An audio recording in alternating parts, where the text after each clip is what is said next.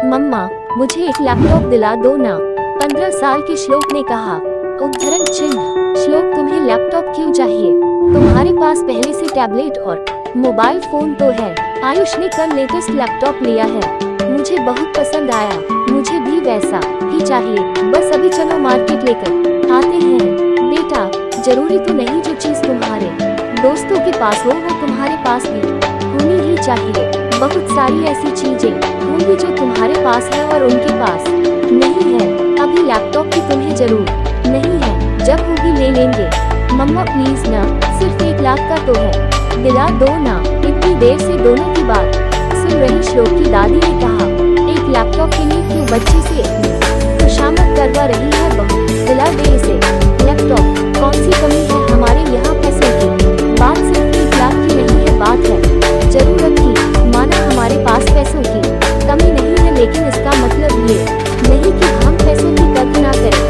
श्लोक को समझना पड़ेगा कि हर चीज आसानी से उपलब्ध नहीं होगी। श्लोक को बहुत गुस्सा आ रहा था, लेकिन उसने सोचा कि शाम में पापा से बात करके लैपटॉप ले लेगा। वो भी नहीं माने तो उसका ब्रह्मास्त्र तो है ही, उसके बाद तो सबको हर बार की तरह उसकी बात माननी ही पड़ेगी।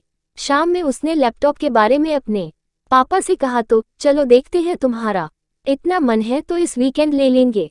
नहीं, मुझे आज ही चाहिए, कह दिया मैंने।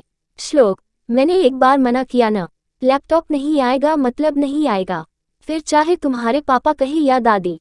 उद्धरण चिन्ह। सीमा, नहीं मतलब नहीं, हर बार इसकी जिद पूरी करते हैं हम, लेकिन इसकी डिमांड ही पूरी नहीं होती।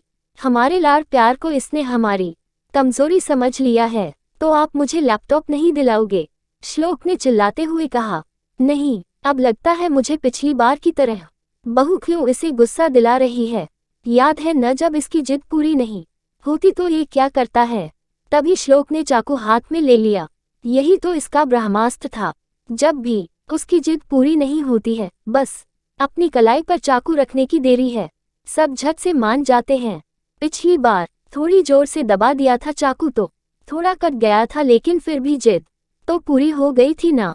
श्लोक बेटा, ऐसा मत करना, बहू मान ले न इसकी बात। सीमा, 1 लाख रुपए क्या श्लोक से ज्यादा कीमती है? ठीक है श्लोक। श्लोक समझ गया, इस बार भी उसका ब्रह्मास्त्र काम कर गया। वो चाकू रखने लगा, तभी सीमा ने और मजबूती से चाकू उसे थमा दिया। तुम्हारा जिंदगी है बेटा, तो फैसला भी तुम्हारा ही होगा। जो करना चाहो अपनी जिंदगी के साथ तुम कर सकते हो। बड़े हो गए हो, समझदार हो, देख लो तुम्हें जो करना है। कैसी बात कर रही हो तुम? कोई अपने बेटे को ऐसे बोलता है क्या? कैसी माँ हो तुम? माँ हूँ, इसलिए अपने कलेजे पर पत्थर रख के ऐसा कह रही हूँ। बहुत जिद मान ली इसकी, कभी लाड़ में तो कभी इस डर से कि कहीं गुस्से में कुछ कर न ले। लेकिन इसने तो हमारा नाजायज फायदा ही उठाना शुरू कर दिया। लेकिन कभी कभी हमें सख्त होना भी पड़ता है, बच्चों की भलाई के लिए ब्रह्मास्त्र समझ रखा है ना तुमने। आसान लगता है ना, जान देना तो करो जो करना है। श्लोक को समझ आ गया था कि अब उसकी मनमानी नहीं चलेगी। उसने चाकू साइड में रख दिया।